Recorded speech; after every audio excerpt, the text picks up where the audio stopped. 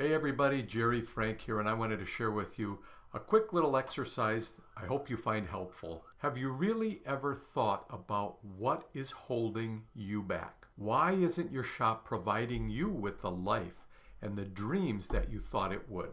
Well, if you're like me, you're probably a gearhead. Let's face it, we grew up in this business getting our hands dirty. We all like drag racing, and I'm a big fan of drag racing. Now, I remember, man, I think it was back in about 1992, Kenny Bernstein was the first one to break 300 miles per hour. Now, this was a feat that most people thought was totally impossible. They didn't think the tires could handle it. They didn't think the car would handle it. But Kenny didn't think that. Kenny and his team believed they could do it, and they kept pushing the limit of what most people thought was impossible. Kenny and his team thought were certainly possible. So they went 300 miles per hour in just 1/4 of a mile. That's amazing. Today that record belongs to Brittany Force. And Brittany Force went 338 miles per hour. But here's the kicker. She did it in 1,000 feet. Imagine that. So they kept pushing the limits, trying to get better and better and better and better.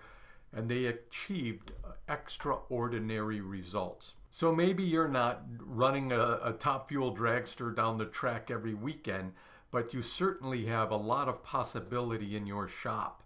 So my question for you is, what is possible for your shop? Have you ever sat down and took a look at that? And what would it take to push the limits? To be that superstar 300 mile per hour run in your shop, what would that look like? Well, I put together a quick little exercise that might shed some light on that subject. So here you go. If you want a copy of this, I'll make it available at the end of the video. You can figure out how to get it. But this is going to really kind of tell you what is possible in your shop, your shop's potential. So just a quick little thing, and of course you're going to need a handy dandy calculator anymore. You got that on your phone. So here's what it looks like. So the first thing you can see right there, you're going to look at the number of service bays you have. If you got an alignment rack and you're not, it's not a full-time bay, just count that as maybe a half a bay. But in this particular shop, this shop's got 5 bays. How many hours are you open? Well, I was open 9 hours a day, and we took a half-hour lunch, so I put 8.5 hours down. If you're open 5 days a week, 6 days a week, some of you, heck, are even open only 4 days a week. Put that down in there. How many weeks are you open per year? A typical shop, many of your employees take a 2-week vacation, and you probably got a week full of holidays if you think about it. So for this example, I went with 49 weeks. So if you do the math, you multiply the number of bays times the hours open per day times the week open per year, it's going to give you the total amount of hours available, how many hours you have available to bill for that entire year. Now, if you multiply that times your effective labor rate, and don't get hung up there. For you geeks that really want to figure this out, you can take your labor sales and divide it for your billed hours for that time period, and it's going to give you your actual effective labor rate. But here's a quick solution to that problem. If you say, man, I don't want to do all of that. A quick solution would be just take your labor rate, your posted labor rate or your door labor rate, and multiply it times 80%. That should get you pretty close. So in this example, you can see that effective labor rate at 114.84. So you take your production hours, multiply them by your effective labor rate, and it's going to give you your labor sales potential. So that's what's possible in your shop in labor sales. And you all know for every dollar we sell in labor, we should sell $1 worth of parts.